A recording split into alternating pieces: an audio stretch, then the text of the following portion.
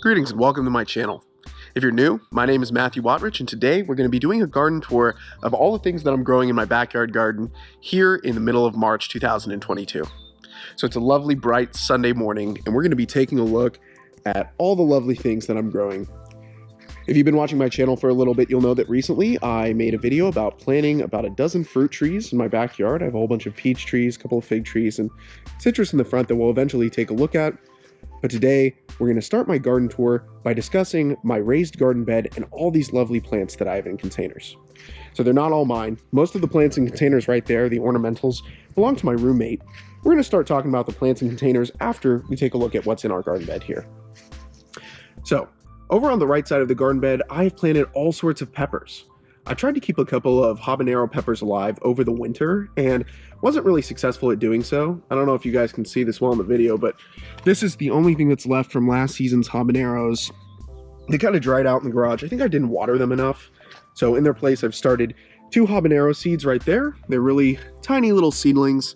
They were a little leggy when I planted them, but they're starting to party up a little bit, and they're obviously still really small. And poblanos, and these are ghost peppers. So I'm very excited to see how these turn out. Now, obviously, these habaneros, if you live in Austin, you'll know that we've had some weird inclement weather this spring. Typically, the last annual freeze, or the latest average freeze, I mean to say, is the middle of February, and we had a freeze around like March 10th or something. So most of my plants have been triple transplant shocked. I planted them, had to dig them up and replant them again. And so most of them are okay, but it's kind of obvious with, like, for example, these blackberries here.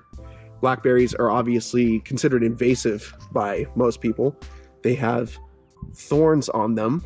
I just really love blackberries, so I decided to plant these. I'm not sure if they're going to take over some of this raised bed, but if they did, I really wouldn't mind, to be honest. And you can see these leaves are just really, like, looking a little dry. I think that's just because the roots have been broken so many times, but I think they're going to pull through. I'm also trying to grow some cucumbers this season. So I started some cucumbers inside a couple of months ago. Here's an example of a cucumber that's doing okay. It's trying to put out some flowers, and ultimately I want them to climb this lattice here. I think that's going to turn out pretty well, but I've also gotten a couple of starters, and they just got planted 2-3 days ago, so they're really getting started. I am also growing strawberries this season. And so some of these strawberries are doing wonderfully. Strawberries are some of my favorite things to grow. I am really a beginner gardener. I made a video recently about gardening for beginners, and I've only been gardening for about 3 years now. In those 3 years, I think strawberries are some of the things I've had the most success with. They grow these beautiful little white flowers here, and then once pollinated, the inside of that flower turns into the strawberry fruit. And I have a couple in the back here, looking like they've been sitting in the back of the fridge for a little while. Not just because they are very ripe. These strawberries came from Green and Growing in Pflugerville, if you're in the area local to it. This big bunch was about $8, and then those little tiny guys back there were $2 each. So go visit the good folks at Green and Growing. They've got some really great gardening supplies. Moving on, I have tomatoes and rosemary. Rosemary is one of the best things you can grow here in Central Texas in any gardening situation. Honestly, rosemary would probably grow in the dense clay of my backyard. Withstands almost any type of freeze that's been thrown at it, even the winter storm last year. Not that this was planted then, but I had rosemary at my old house, and it's just super hardy. Tomatoes obviously are not. So tomatoes have these little flowers on them, and as long as the nighttime temperature is below about 80 degrees, these flowers will continue getting pollinated. Right now we're having night lows at 40 and day highs at 80, so these tomatoes are doing great. It's a mammoth bush tomato, something like that. Mammoth Goliath tomato. Maybe I'm just making up names. This is some sort of larger tomato. They are obviously not ripe yet. That tomato's about, it's hard to get my finger up in there, maybe about 2-3 inches for scale. And they're just starting to put out their first fruit of the season. So I'm very excited with these tomatoes. I think this is going to turn out well. You'll have to excuse me if you hear some dogs barking or cars driving in the background. Part of my backyard gardening experience is just that I live in the suburbs.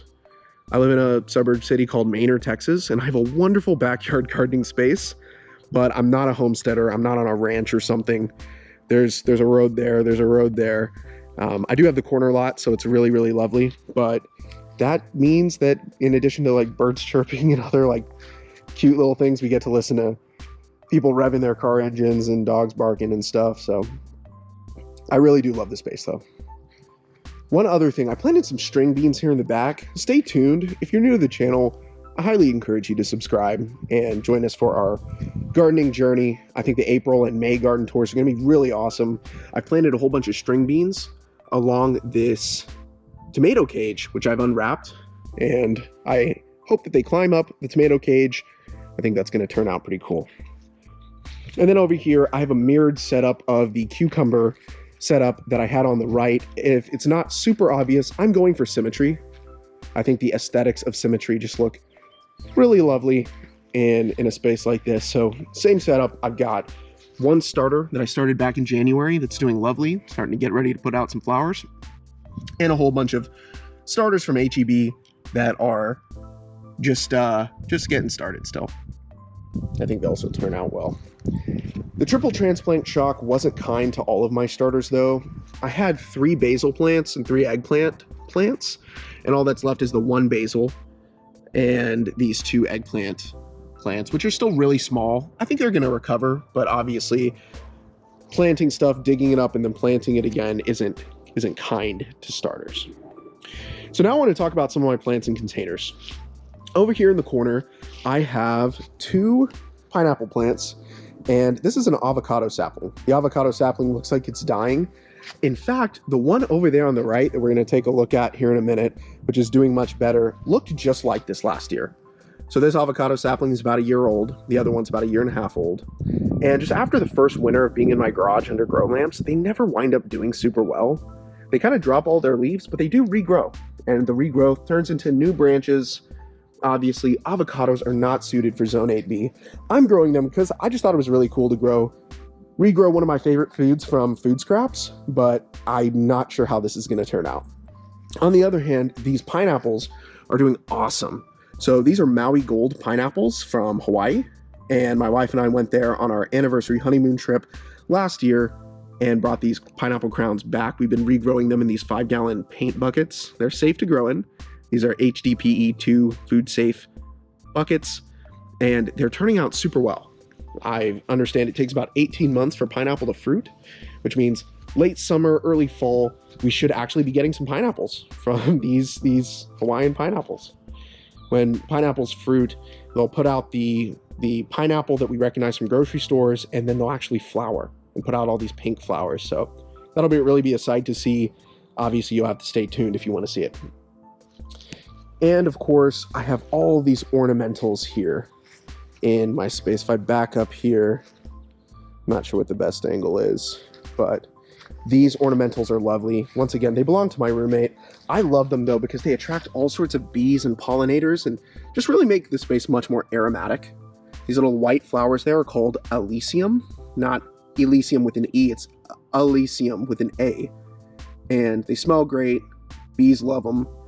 They are companioned by a couple of petunias. There we have an aloe. She's planted some herbs, parsley, cilantro, and basil. I'm not sure what all of these are, but we have a couple of little wildflowers and succulents here. More Elysium and more petunias. Got some marigolds, a geranium, more succulents, more Elysium, and then I think there's some lavender potted in this last pot here on the right. So all in all, it makes for a really cool gardening space. I'm not sure what the best angle is to kind of capture all of this. That's not too bad. Trying to stay out of the frame there. There you go. It's a really cool space. I absolutely adore working with. So over here on the right, there's a car. As I mentioned, there would be. Over here on the right, we have a couple more pineapples, and this is an avocado sapling that I grew from a seed in the fall of 2020. It is turning out really well. So obviously some of these leaves are dried up and not looking awesome, but this plant has just persisted over the, I want to say years, but it's only been a year and a half. You can see the bark is starting to brown up, turn into some wood there. And it's still putting out new leaves. I understand it's about 7 years from avocado seed to fruit. So I'm still 5 years out, but we'll make it. And then over here on the right, these are two more Maui Gold pineapples. The one that's much smaller here was in my friend's backyard in partial sun. Pineapples are very much full sun plants, and so it's much smaller, but it is still alive. Obviously, compared to this other one, it's not doing awesome, but it's not dead yet. In addition to all these lovely things that I'm growing in my raised bed, I've also planted a whole bunch of fruit trees. So I've made a couple of videos on these recently. Before I talk about the fruit trees, I have a couple of pollinator companion plants. These are bougainvillea. I've been looking for these for ages. I just picked these up the other day and planted them. This big patch of dirt, if you're wondering what that is, I put a bunch of sunflower seeds down. I'm thinking late May, that's going to be awesome. But the bougainvillea is just something to attract bees so that my peach trees and anything else that needs pollination will have pollinators in my backyard. Plus, I just love the fuchsia color. I've always wanted to put very eccentric looking cool things in my backyard gardening space. Now, about my fruit trees. So when we had the freeze, it got down to 26, maybe about 2 weeks ago now, and almost all of my fruit trees had bloomed. So like a lot of these flowers are just frost damaged really badly. Some of them, the telltale sign of a pollinated peach flower, which is going to produce a peach, there's a thin little green wisp sticking out of here. This tree doesn't have too many good examples, and I think many of them are going to die and fall off because of the frost damage. But a few of my trees do have very clearly pollinated peaches. Now, obviously, if these fruits fall off, and I think I saw a bee over here a moment ago. Yeah, we got a little pollinator joining us. Now, obviously, if I saw a whole bunch of wasps yesterday, so there's all sorts of pests that I'm going to have to do pest control for in the coming months. But here's a good example. This fruit right here, that wispy thing coming out of the center of it, that would be a pollinated peach flower. So that may go to fruit. Whether it does or it doesn't, I bet we're going to get some fruit because not all of these peach trees were blooming when the freeze hit. This peach tree is doing okay. For the record, these three here, this one and those two, are all Royal Zest peach trees. This one over here in the corner, it's very difficult to see because of the lighting. I try to get a good angle. This is a Rio Grande peach tree. And you can see it's putting out some new buds right now. So this is just getting to bloom. It was totally dormant during the freeze, which is awesome because its flowers are going to be doing lovely. I'm very excited to see how these turn out. And on the right side here, we also have a little fig tree that is also doing great. It's very tiny. I think this is a Caduta fig tree. A Caduta fig tree. And it's putting out its first leaves of the season. I've also planted a couple of blue bonnets around just for aesthetics. I think it's going to turn out great. On the right here, this isn't a brown turkey fig tree. This is a stick. So I can't even remember what this is. I think it's called a blue mammoth, but it's just a stick in the ground for right now. It's not that interesting. We'll keep an eye on it, and once it does something interesting, I'll make sure to include it in a video. Once again, going for symmetry here, we have another fuchsia bougainvillea between two peach trees. This one on the right is a La Feliciana peach tree. It is hardly even blooming. I think I saw one bud on it the other day, but the whole tree is very much still dormant. Again, not a big deal. It is still very early in the season. First official day of spring, I think, is the 20th, the 21st. So we're getting there. And this large peach tree here, very tall, is a Tex Prince peach tree. This one came from Green and Growing. If I back up here, try not to trip over myself. The peach tree on the right, these are both Tex Prince peach trees. The one on the left is about 8.5 feet tall. The one on the right is about 10 feet tall. And height isn't really what we're going for here. Don't get me wrong, I love that these are tall and very healthy looking with a lot of red wood. The thin red wood that's about the thickness of a pencil here means these trees are going to produce fruit, or at least these branches will. As you can see, we got a wasp there. That's what I was talking about earlier. I'm gonna steer clear of this guy. But when I was referring to pollinated fruit, and the wind's picking up, so I don't know if I'm gonna be able to get a good shot of this. Here's what I was talking about. I don't know if that's super visible on camera. That little piece of fruit there, the green wisp coming out of where the flower once was, that's gonna flesh out and turn into a peach. I recall seeing a couple of others yesterday. Up here is a good example. Moving on, this is another Tex Prince peach tree, as I just mentioned. It had a ton of flowers on it. Once again, many of these flowers damaged from the freeze, which isn't a big deal because some of them are very clearly pollinated. Like, trying to get the angle on it. That one there, woo, wasp just almost flew in my face. I need to really figure out what I'm gonna do about these wasps, but many of these are looking pretty good. Regardless of whether these peaches fruit, I mean, if they don't fruit and direct their energy into putting out roots into the dense clay soil of my backyard, I also consider that a win. Finally, this one over here is also a Tex Prince. Unlike the other two, I think this one came from Costco, so it's a bit of a late bloomer, which once again is a good thing. It had a couple of buds that got frozen, but it also is putting out new ones. Trying to get a good shot of one. And it's just kind of a slow starter, and that's totally okay. In mid to late March, it's not unreasonable for these trees to still be getting started. I really love the layout of my backyard. I think it's going to be lovely for entertaining. My wife and I are planning a baby shower here in a couple of weeks, and I'm very excited to get to show off my backyard gardening space to my friends and just generally do springtime entertaining stuff in my backyard. Once again, we'll pan around. I also have a couple of fruit trees in my front yard that I wanted to show. So we'll cut over to that here in just a minute.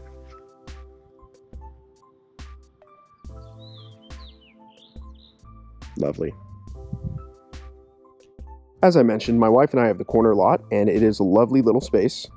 In our front yard, I planted a pecan orange, mandarin tree, I mean. I hope I'm saying that right. I'll just put something on screen with the name. This is a mandarin orange tree, and it looks like it's really taken to my front yard well. I planted this about a month ago, and so it's looking good. It's obviously still very small, maybe about 4 feet, so we'll have to give it some time.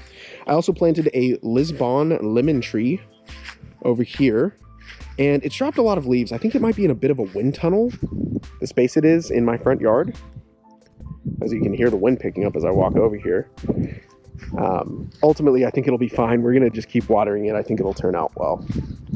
And then if I get behind my house where there's less wind, these are 3 crepe myrtle trees that I've planted. I love crepe myrtle. It's very, very good aesthetics. These are fuchsia crepe myrtle trees, so they should match the bougainvillea. I think they might be a little more on the red side, but crepe myrtles don't flower until late April, mid-May. Right now they're facing the sunrise, so crepe myrtles are full sun trees. These aren't in the best location. Obviously, they're right up on the side of my house. So they do get sun from about 8 a.m. to about 4 p.m., and that's not quite full sun. We'll just kind of have to see how they do. If I walk over here, they're very much alive. I know if you're unfamiliar with crepe myrtles, you might think they're dead or something, but like, if you give the bark a little scratch, it's very much green underneath. They are not dead. They are just very dormant and just enjoying some of that sun. Finally, in addition to these crepe myrtles, I've also planted a whole bunch of sunflowers and bluebonnets in this side yard that I've got, and also in my front garden bed. So it's not a lot to see right now. I mean, this space isn't awesome, but you can kind of see a couple of my sunflowers are coming up. We'll have to stay tuned. In the next couple of weeks, I think these are going to be turning out great. I'm also planning on planting some zinnias here. I'll have to see how that turns out. Thanks for joining me on my March 2022 garden tour. I hope that this was entertaining, that you learned something, and that maybe you were inspired to do something with your own backyard garden. You're probably watching this on Monday, and if you live in Austin, you'll probably notice the 20-mile-per-hour winds and extreme thunderstorms outside. FYI, I am taking all of these potted plants into the garage as soon as this video is finished rendering, so please enjoy this tomorrow, and I hope your garden stays safe. Thanks again for watching Austin, Texas Gardening.